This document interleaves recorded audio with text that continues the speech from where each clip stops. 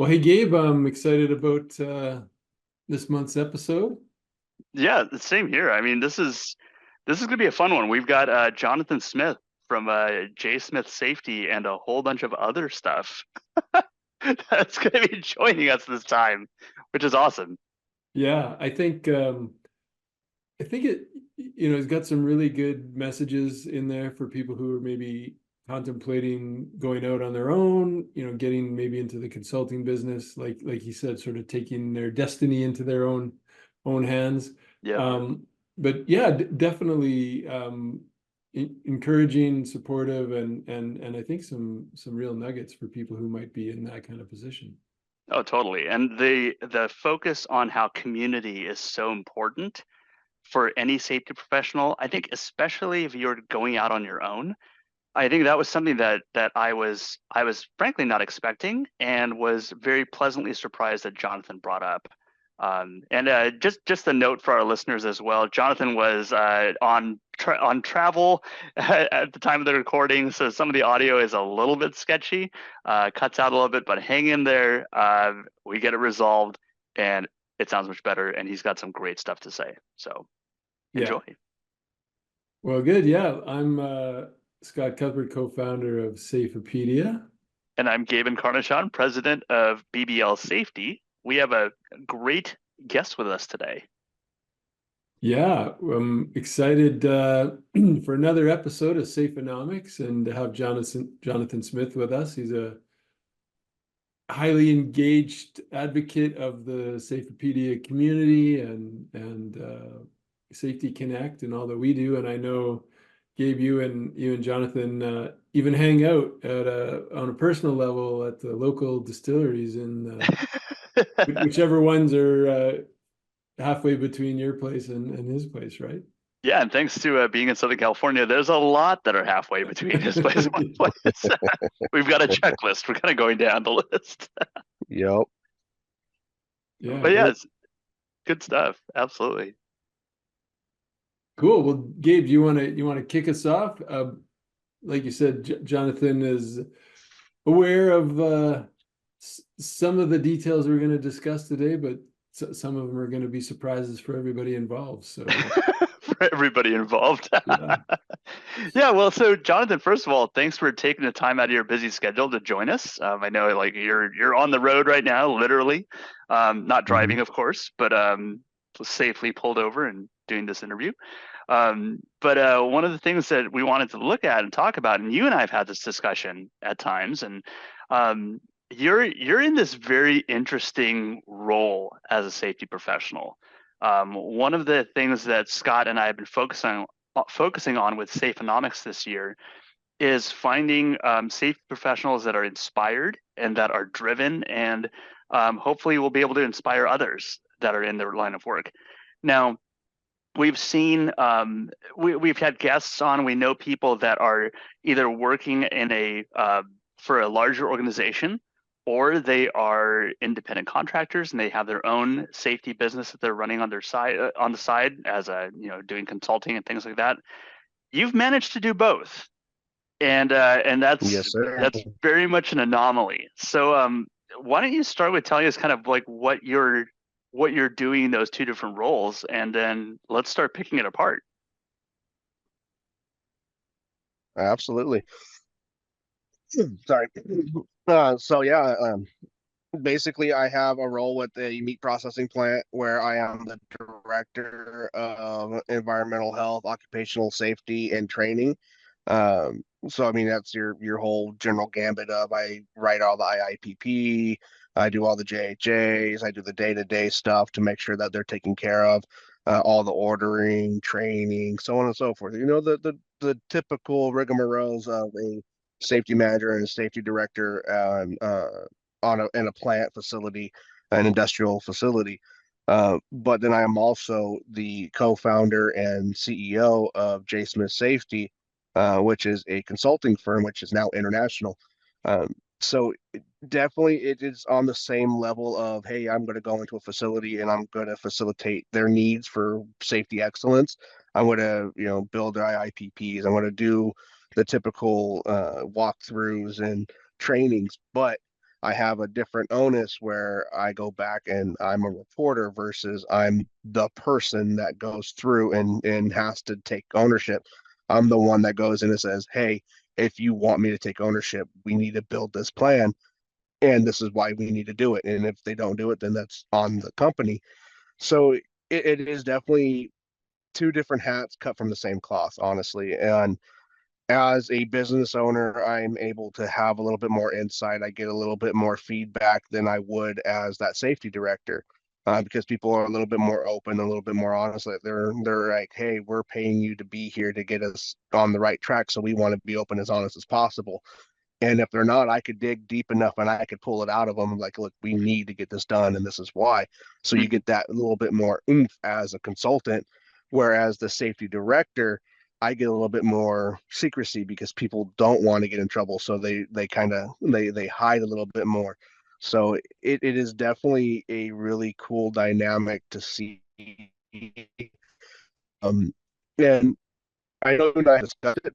I think this conversation directly where the correlation of the two, and what I like to tell people that have asked me this in the past is me as a safety director is like me as a safety director, but me as the consultant and the business owner is like I'm just some regular person that works on their floor because they're not afraid to tell me what they need to tell me. Mm, Whereas the safety director, they're always going to want to tell me the things that need to be told. right, right. So is it tough to jump between those two roles? I mean, it seems like you're juggling them pretty well, but do the worlds ever cross over? And has that presented a challenge for you? Um, you know, knowing my personality, I don't have a problem with it. I'm pretty tenacious. I'm a little bit of what's that called? I'm a little bit braggadocious. I'm a little bit of a butthead, so I don't have a problem with the two roles mixing. I treat everybody the same, from the janitor all the way to the owner of a multi-billion-dollar company. Mm, We're all just people that put our pants on the same way. So I have that mentality to where it's not that big of an issue. But as far as correlation, absolutely. Then they have crossed. Like my most recent acquisition for one of my newest clients is another food processing plant that's technically going to be that's on my consulting side. That's going to be a competitor eventually for my director, the company that I'm a director of. And they know who I'm working with, and I'm fully 100% transparent with who I have as clientele. And if my 9 to 5 has a problem with it, then depending on what the problem is, I might back down. And mm, I might consult with another, say, you guys take this one, that's fine. And I don't have a problem doing that. I don't have a problem propelling somebody else, and saying, "Hey, I'm not right for you, but so and so at this firm is right for you. Let me get you in contact." And that's because I've built that network of trust with people, and I have a big backlog of people that I could call upon if I feel like I'm going to cross the boundary that I don't want to cross. mm. So what came first? Were you director of safety as an employee first, and then decided to launch consulting, or were you consulting and got kind of dragged into employment? How did that work? So I actually came from the government sector. I was an explosive safety officer, a ground safety manager for deployable troops, and a safety specialist for the Marine Corps. As a civilian, I never got a chance to serve, but um, so I worked with the Corps, young ladies and men in the Marine Corps, and then in the Navy. So I did that for over a decade, and I started consulting as a kind of a side thing. And then this position opened up and it gave me a lot more freedom to do as I needed to do to build the business that I wanted to have eventually. So I jumped over from the military governmental sector over into the private sector. And that's as a director of safety and health for this company. And right about, see, I started in July, and then in November, I officially launched my consulting firm. That's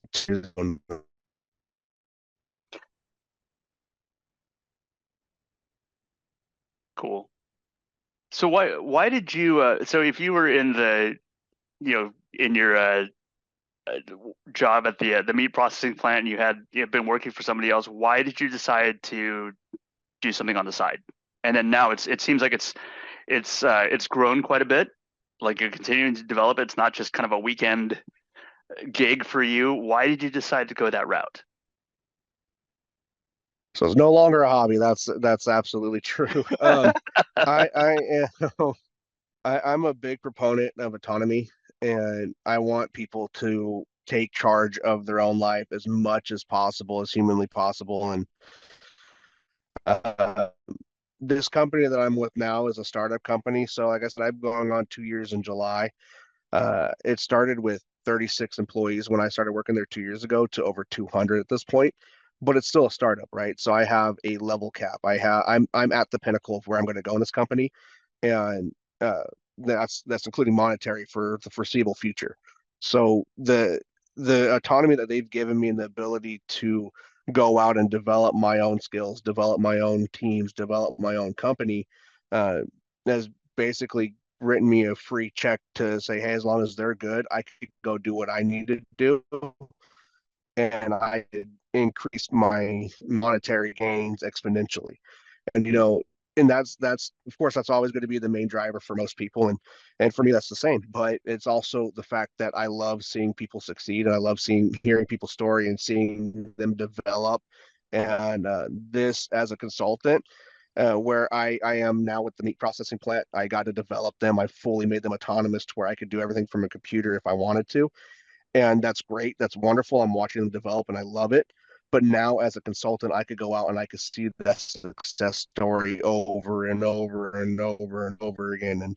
And in my whole goal as a consultant, of course, monetary aside, my whole goal as a consultant is to build the trust and understanding of the environmental health and occupational health safety world into companies, because it's too often that I'll walk in and, oh no, here's the safety guy, Right.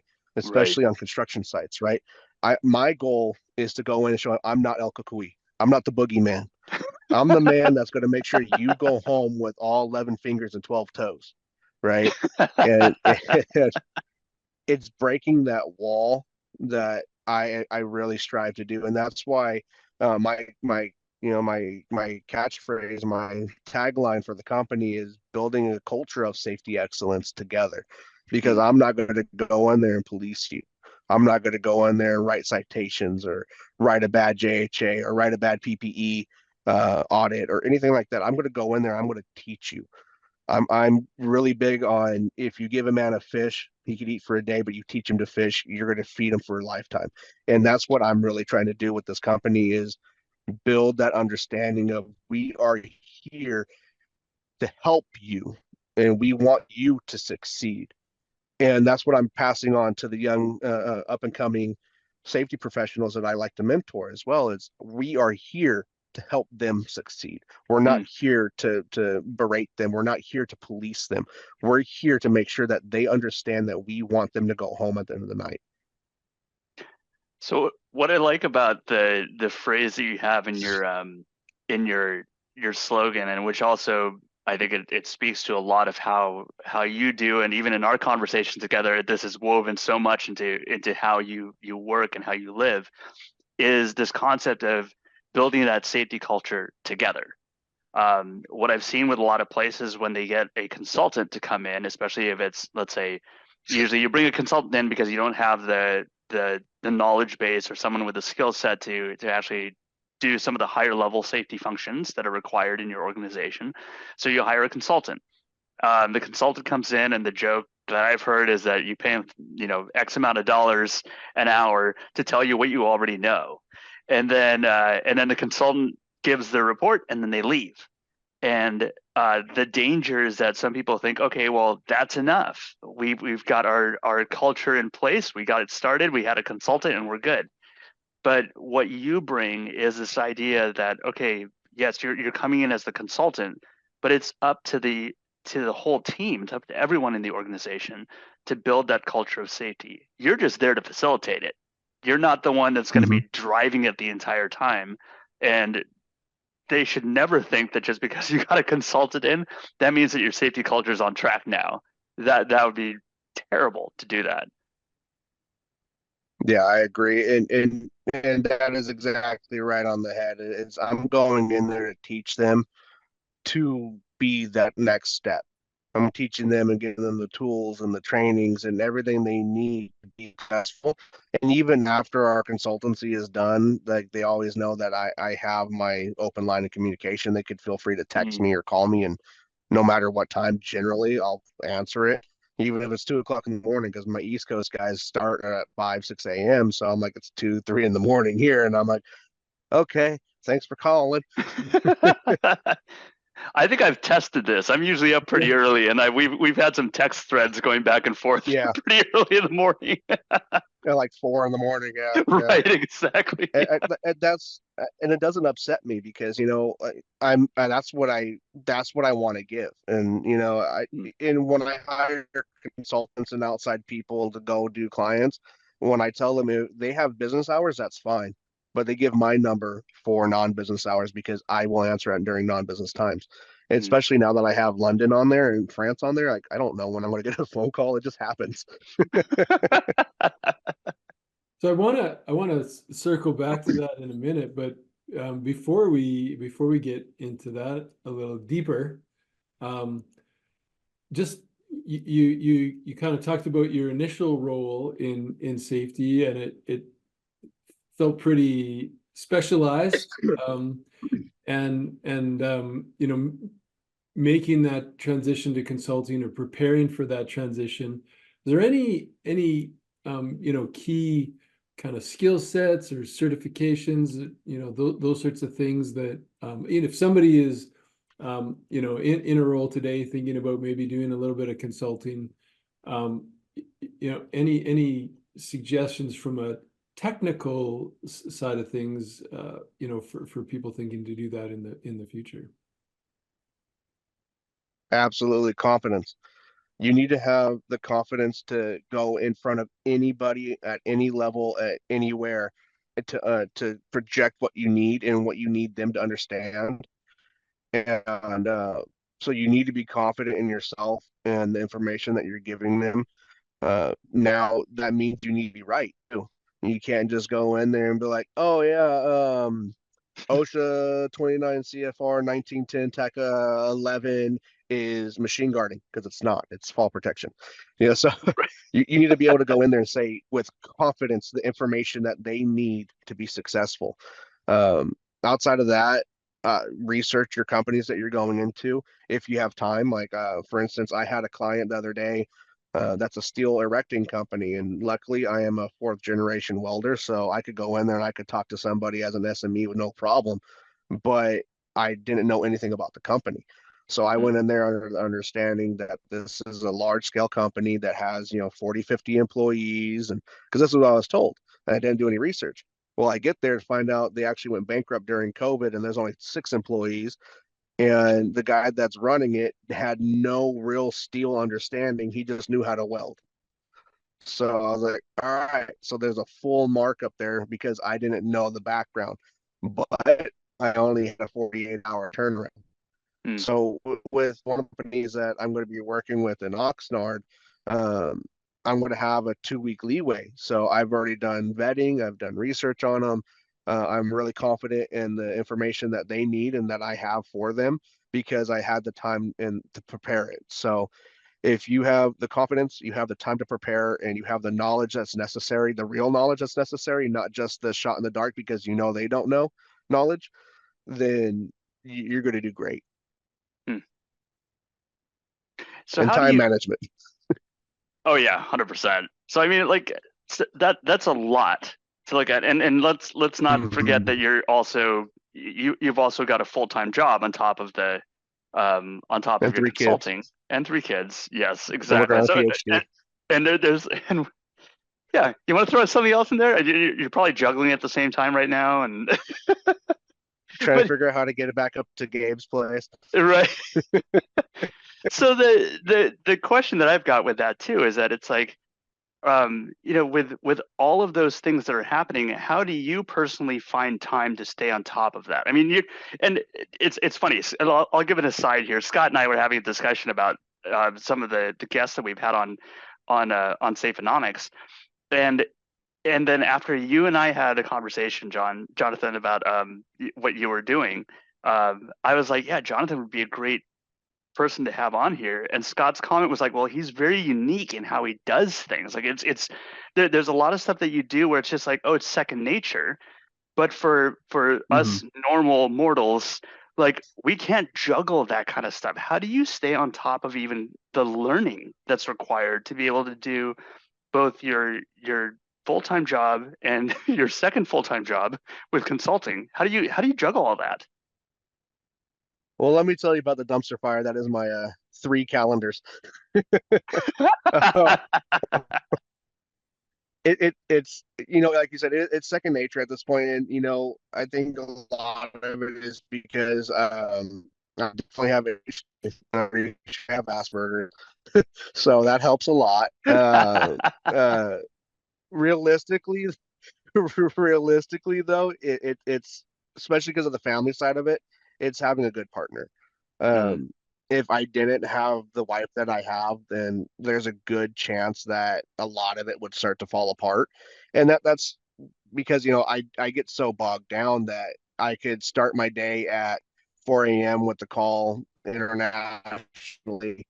And then I'm not getting home until 6, 7 o'clock at night because I'm mm, either on a site or I have meetings with the work company or I'm doing site visits for them or I'm doing trainings or whatever it may be, or I'm on travel because I'm going to a learning or a speaking engagement or whatever the case may be.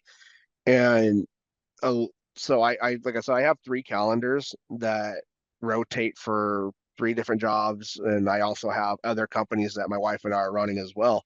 So it's kind of like trying to keep everything in the air is just having a good tag team system. mm, Um, if I can't say like if I can't go to a meeting for our cyber solution company, I'll call her up, say, hey, I don't have time for that. Can you do it? Yeah, yeah, I got you. Okay, cool. Got it. Or if she can't have time to go to the kids, my son just had a play. If she doesn't have time to go to the play, she'll call me up and say, hey, I'm not going to be able to make it until later. Can you go? And I'm like, yeah, let me work something out. And it has become second nature because we're able to bounce off of each other. But in the beginning, when we were first starting everything out, and it was kind of the onus was all on, like I ran just J Smith Safety, she ran the cyber solutions company, and it was kind of everything was just on each other. It was a lot more difficult, but it still mm, got done, and it got to the point where I had to create what I like to call an idea vision board, which is a giant whiteboard in my office in my house, and it has lines on it and it says Monday, the date. These are all the things I need to get done. How can I fit them all in? What can I do virtually? What do I have to do on site? What do I have to do physically? right. And then I just make it work. And if it doesn't work, and then if like stuff starts kind of bouncing off of each other, I'll put them in a prioritization side of it. Say, hey, this is the number one. I'll label them one through whatever the priority rank is, Mm, and I'll get whatever I can done that day, and then I flow it to Tuesday, and then so on and so forth. And if there's like 80 things and number 80 just isn't that big of a priority, I'll push it to Monday the next week, and I do FIFO even like with my daily life. I'll do FIFO with the projects I have going on, unless there's like, um, for instance, I had a company that said, hey, last week they said, hey, I only have 2 days to be able to be on a job site. Can you come do my risk assessment? I was like, all right, cool. So mm. Oh, did we lose him? He's coming back. We'll fix it in post. You shouldn't have parked under that tree, blocking the signal. That's funny. I've not heard FIFO used from a calendar perspective. Yeah, Accounting for sure, but yeah. not from a calendar perspective. Well, I don't know if this will make it to the final edit or not, but I obviously started in finance, and you hear it as in terms of inventory, first in and first Yeah. out. And then when I started working in construction, they were using it, but it was fit in or F off. That was the corporate culture of the construction company. Oh man, Yeah. that's funny. So Well, looks like we lost him. Huh. I just texted him and told him that we lost your signal. So tell him to get up on top of his vehicle. maybe if he holds the phone up to his cheek and then holds his arm up like that. Yeah. Get a lawn chair on top of the truck. That's funny. Man. No, so hopefully Jonathan's able to join us again, but it is kind of interesting to see like how many different things he's juggling, which I think kind of tongue in cheek, like no mere mortal can do that. Like that's not Yeah. something that most people are able to do. But I think that there's still some lessons to learn in talking with him and seeing like how is he able to do this? I mean, maybe I'm not going to go and run like 10 different companies or whatever, but if I have my full-time job plus balancing family on top of that, like how do you deal with that? Yeah. And I think definitely, keeping tabs on your calendar, making sure that you actually have a good support system, I think is critical. And I think that's where the community comes in. Absolutely. Yeah. It's not just the people that you have that are, immediately in your family or close to you. It could also mean that if you're running into an issue, where do you go for answers very quickly? And Right. I think a community of professionals that you're close with is actually going to help you with that quite a bit. Yeah, and Jonathan mentioned the list of people that he trusts that he could call on if he needed backup, or if he needed to refer a customer. And I think that speaks to community. I think that speaks to safety professionals in general, that they're always there to help each other out wherever they can. Yeah. And I think that even the professionals that are kind of on an island, let's say they're doing their own thing. He's coming back, sweet. But the ones that are doing their own thing, they still have people that they're connected with for Yeah. sure. All right, I got it to work. Oh, we were just talking about how you should. We're like, is he going to be on the roof of his car at this point? Is he? Next time, yes. What happened was my phone decided to overheat, so I turned on the hotspot and broke out the laptop. Well, there you Nice, go. nice. Adapt and overcome. That's all you can do sometimes. That's Yeah. right. So while Might you just were get on, my better on radio face this time though. well, while you were on your tech My tech hiatus. adventure, yeah, tech hiatus. So Scott and I were just even talking about how when for even someone that is a consultant like yourself, that yes, you are doing a lot of things on your own. You're literally going to the job sites on your own. You're writing up the programs yourself, but you have a good support system. You have, even within family, and then even within the profession, you have other people that that you lean on for answers, for even Absolutely. just for camaraderie, for people that can understand what you're going through and can maybe help you see around corners as needed. Yeah, I absolutely do. Like yourself, I vented to you the other day about some stuff going on, and I was Right. like, I really don't like when this happens, but it happens, and is what it is. It's part of the nature of the beast, And Mm, uh, the Tims are absolutely uh, some of my mentors, and I honestly I wouldn't even started my consulting business as early as I did because I was a little bit apprehensive of doing it full force as I have. If Tim Podorf, big shout out to QP3 Ergo, um, didn't push me to say, "Hey, I want to work with you, but I can't unless you're a consultant and you have your own business because California laws." And so I was like, all right, well, let me go ahead and just jump on and just do it. And that's what really got the gears running in my head to, hey, this is something that I'm serious about. So if I want more clients like this, then I need to actually get out there and do it. mm, And that's one of the big reasons why I did it. And there's so many different. So I'm looking for someone to set this on. There's so many different people that I have met through this organizations and just people in general that share my view on safety, and a lot of mentees that I now have that I'm trying to develop, and because of the community being so, it's the thing about the community is we're super tight knit, but we're super niche as well. So Hmm. we have a bunch of people and a bunch of different swaths of safety avenues, but only a very few that I would personally consider to be professionals. And I have Hmm. been lucky enough to have been connected with them to the point where I'm on personal levels with almost all of them. So yeah, I, That's I, cool. I agree. The community has So been a huge advent for me. so how did that happen? That's an important point, I think. Um, Again, you brought up a few points I want to circle back on, but maybe just because you ended on that one, how does somebody that's maybe again contemplating doing some consulting, building their own business, how do they get connected with the right people? How did that happen for you? Networking. The biggest thing that really pushed me forward was going to my first Safety Connect, my first online event with you guys.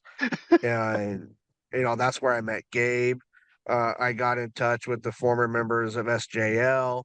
Um, Found a real strong connection with a lot of the people that were in the after hours lounge, and uh, I'm a big, I'm an introvert where I don't like a lot of crowds. So the fact that it was online really helped me feel comfortable. And I think a lot of safety professionals in general are that way. We're kind of introverted and we want to get the work done because we're very analytical people.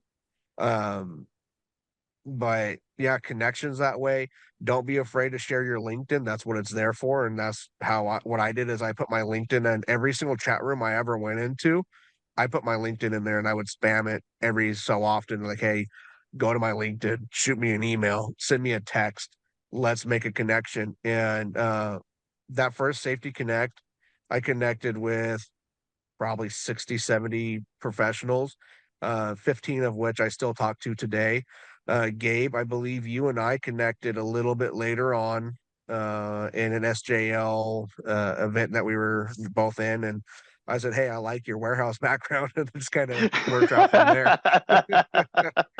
So don't be afraid to put yourself out there. That's the biggest draw from that is um, if the only thing that you could do is get rejected, and that's fine. You just move on and you keep going. Yeah, that's some great advice.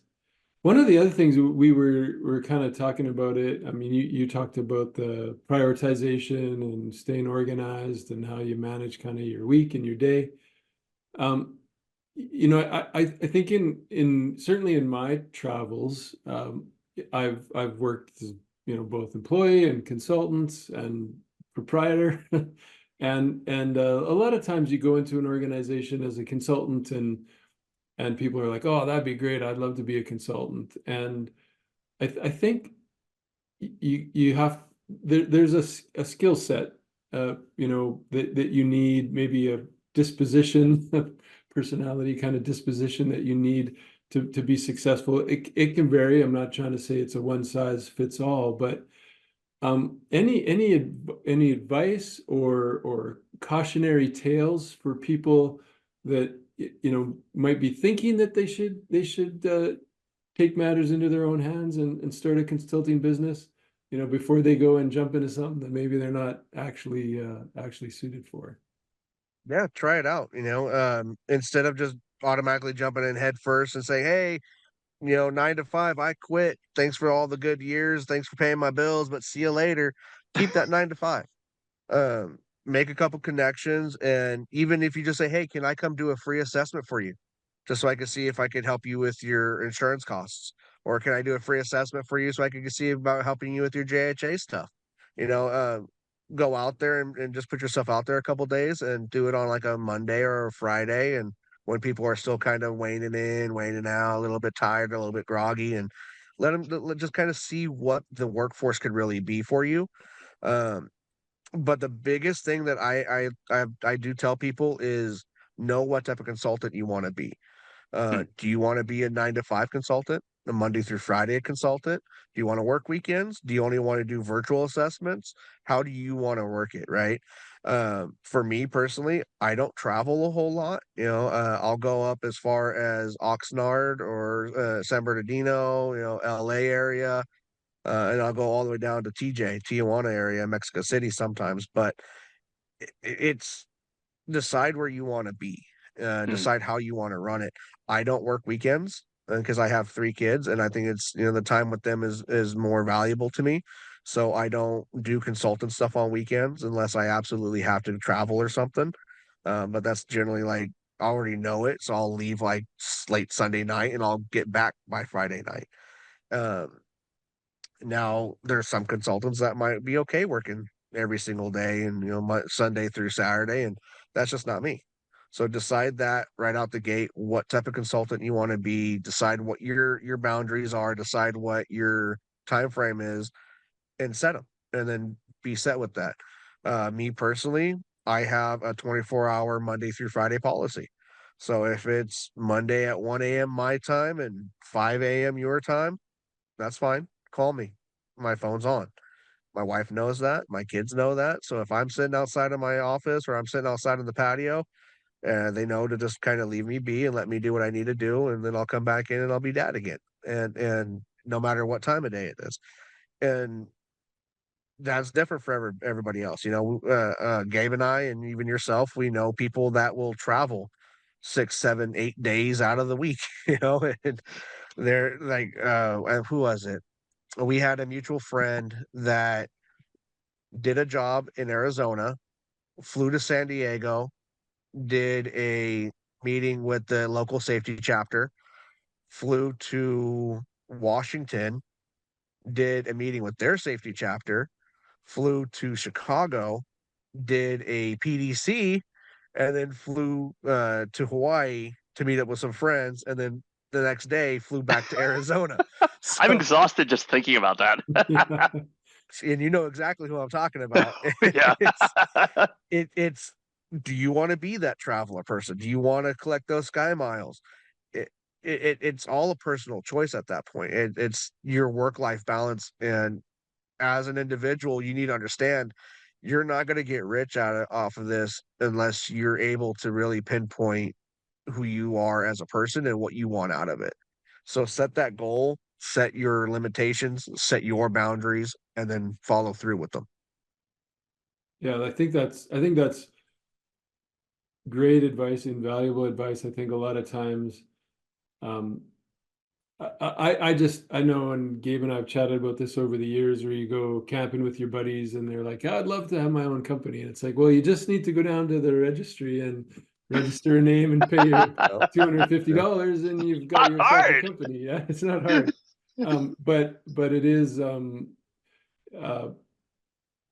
difficult, I think, when you're passionate, excited about it, when you jump in, to quickly have it consume your Mm. life, take over personal aspects that you didn't necessarily intend out of the gate. So I think setting those boundaries, defining what you want it to look like in the short term, medium term, long term, I think is really important because, for me, obviously the gray hair side of things, my kids are young adults, and the weekends used to be full of soccer, camping, that sort of thing. And now now I've got a little bit more time to invest in the business if that's how I choose to spend my time. But don't do it accidentally. Do it Mm. intentionally, I think is the key, Yeah. right? Create a roadmap, and if I grow this out and I grow this out, it's great too. So, but, yeah, if you the good kind of way to look at it is if you jump into the deep end of a pool both feet first and you don't know how to swim and you can't find the edge, you're gonna drown. But if you dip your toe in next to the stairs and you go gradually walk in and learn how to swim, you're gonna be fine. And that's the same thing with any business, right? It's absolutely very easy to create a business, but it's extremely difficult to be successful in business. And what a lot of people do is, especially in consulting, is they go out there and they go look for Ahab's white whale. You're not going to land that white whale the first day, the first week, the first year, maybe in the first 5 years. Mm. What we can do is land all those minnows and those guppies, and come get a couple of lucky strikes here and there, and see what happens. And even though my company itself is only 2 years old at this point, I've landed several white whales because I have 2 decades of backing to support me. I Mm. have that, the knowledge, I have the background, I have the people in my life to kind of propel me to where I need to go. And that's through setting that roadmap, and that's through setting those uh partnerships, and leveraging the relationships that I've garnished, and I think Gabe and I are a good testament to that, where I can look at Gabe and he knows him and I were good friends, but when it's business, I set it off and it's business. Yep. And it's understanding, if you're going to leverage the partnerships that you have to propel yourself, that you have to have that cutoff point where, hey, this is my friend. I'm going to do this with my friend. But you have to have the ability to say, this is now business time, and it's business time. And that's where a lot of people will fail, is they're going to go up to, like when I first started, I used to give a friend of mine that I work with still today a friendly discount, right? I charge $200 generally an hour, and for them I was doing 75. Well, it got to the point where they're using me for everything, everything, everything, everything, and I'm like, wait a second, we got to up the price, because now you're expecting more out of me, and you're not giving me anything more. Mm. And when I did that, they're like, well, we can't be friends if that's how you're going to treat me. I'm like, okay, that's cool. So when you're ready to come back and pay me what I'm worth, then we'll talk. And then, I'm sorry to see you as a friend go, but I've disconnected the friendship from the business side, and you need to learn to do that too. And Mm. eventually they actually have come back around, and they now pay me a little bit more, and we're back on track, but when we're back being friends too. And it's just like, you got to understand the balance. Mm. It's a roundabout way of saying, set your, like, again, that goes back to boundaries. Set your boundaries and understand where you are with them, and let people know firmly where they are with them as well. Right. Yeah. It's I think also, that's. Oh, go ahead, Scott. yeah, no, I was just gonna say that's also some good advice, because I think that certainly when people are getting started out in business, working with someone or someone you get along with is attractive. But you don't necessarily think through those negative scenarios that could then flow over and negatively impact that personal relationship you have. And I would say, without giving it too much thought, I think that the relationships that start out professional and work into friendships, like with Gabe as a good example, it's the boundaries are a little bit more natural, versus if you're hanging out on the weekends together to start with, and then you try to bring in some work boundaries. That's probably a Yeah. little bit more difficult. So definitely something to be cautious and conscientious of. Yeah.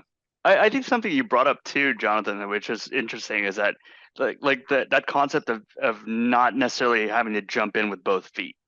Like when you're starting this, trying to do some consulting, and I know you've done this a little bit too, which is even the idea of, hey, start volunteering some of your time with, let's say, a local chapter or a company that you're with, or some other professionals that that are struggling with something, and say like, hey, yeah, I've done this with my work. Would it be cool if I just write up something for you? Or if this person's working on, let's say, they're putting together a hand protection program. Hey, you know what? I've had experience in that. How about I help you take a look at it? Like, I'm not charging you or anything, but you're volunteering some of your time and your expertise. I know that you've done some speaking engagements and been like that. What a great way to go and just really test out that feeling of being in an uncomfortable situation and sharing what you know. And of course, when you're doing a speaking engagement, some people will agree with what you're saying, others will not. It might go well, might fall flat, but what a great way to test that out and still give back to the community. And it gives you an idea of like, hey, maybe this whole consulting thing might work. Maybe I actually enjoy this, that kind of thing. Exactly. Yeah. And you know, like I have a couple mentees that I work with. I try to keep it to 5 when I do them, and then I send them all like, "Go free, baby bird, you're ready." And uh, I always do an exercise just like that. It's like, hey, you know, I want you to go develop a program that you know nothing about, and then give it to me. Let me Mm, look at it. And that's because that's when you're a consultant, 9 times out of 10, unless you've been around a while, you're gonna run in, especially when you're new, you're gonna run into it where you don't know what that industry is. I've been fortunate enough that I've been working since I was 12. So I've worked in construction, I've worked in ironwork, I've worked in heavy industry, you know, maritime. I've worked with airplanes, I've aeronautical stuff, machine guarding, you know, you name it. I've pretty much worked it except for fast food. I never had a fast food job, but, or food industry. So if you ask me a question about, hey, is this J rig appropriate? Is this load appropriate for this crane? Good chance I could tell you, and I could speak to it as both a safety professional and as an SME professional, mm, where most people aren't going to have that. So when they're going in completely blind, especially the new faces that are coming straight out of college and they never worked in an industry and they just went through and they got the degree to say that they could do it. Now they're going into oil and gas and they're going into construction for the most part, and they're saying, ah, well, this is cool, but the book says to do this way. Now they don't really know that process of why they're doing it a certain way because the book says to do it this way, but then the actual person is doing it a different way. And they don't know that disconnect there. So it's important for young and new safety professionals to come in and do that exercise. Because if you're a consultant and you go out there and you tell someone oil and gas, you need to have fall protection on over 3 feet, which is not true in that industry, they're going to rip you apart, and then they're gonna turn around and they're gonna take your name and they're gonna drag you through the mud. So if you're yikes. ever yeah, if you're ever at the point where, "Oh my gosh, I don't know if this is right or wrong," send it to the seniors person. Send it to someone that's been in safety for a long time, say, "Let me help you out," you know, Mm, and that's what the new consultant needs, and I think, even for us old salty sea dogs, you know, we see these young kids drowning, we need to take the initiative to say, "Hey, let me give you this life raft and let's work this together. Let me help you out. Whether it's free, whether it's paid, it doesn't matter. Just help people out. Help mm. build that next generation." And that's what new and old consultants really need to learn. I think that's a great comment to kind of wrap this up on too, is that it's and I've had this on a personal note in our conversations that we've had together. What I've found in talking with you is that you're so much of a giver. Like you're giving of your time, you're giving of your expertise and of your knowledge, and wanting to see others grow. That's really what you're doing. Is that even though yes, there is a financial benefit to you of having your own business and all that stuff, your passion to see the industry advance and to see people work safer, and to really have that sense that they're doing something important is so good. And I think that that's one of the foundational principles that I think is helping to make you successful, is that you're going into this with this attitude of giving. And then even your involvement in the Safeopedia community and in the safety community overall, it's really with this attitude of just giving. I think that's such a huge that's such a huge point, and it's foundational to what makes a lot of people successful. Whether you are working in a larger organization or if you're forging things out on your own, having that idea that you're here to give of your expertise, of your time, and to lift others up. I think that's fantastic. So I'm so glad that you brought that up, and what a great way to kind of just wrap things up with us here. So that was awesome. Thank you. Well, thank you guys for having me on. It's been a pleasure. Yeah, it's we really appreciate you. We know you're traveling this week, and appreciate you making the time to connect with us. You did mention you spam everybody with your LinkedIn profile, so we'll make sure to put that in the description so people can reach out. Outstanding. Like Gabe said, my experience interactions with you are the same. You're very generous, and you want to help and see people succeed. So definitely encourage people that might have a question or two about consulting. Be respectful of Jonathan's time, but definitely I would encourage people to reach out, connect, ask you a few questions, bounce a few ideas off of you, and we'll probably throw a link in for the Safepedia community as well, so people can sign up there and Absolutely. connect in a little bit more focused arena than just LinkedIn. But yeah, thank you so much for your time, and we'll definitely include your coordinates in the description. Outstanding. I appreciate that, guys. Thank you. Awesome. Absolutely. Thanks, Jonathan. Thanks, Jonathan. Yes, sir. You guys have a wonderful day and a great weekend. You too. Thanks.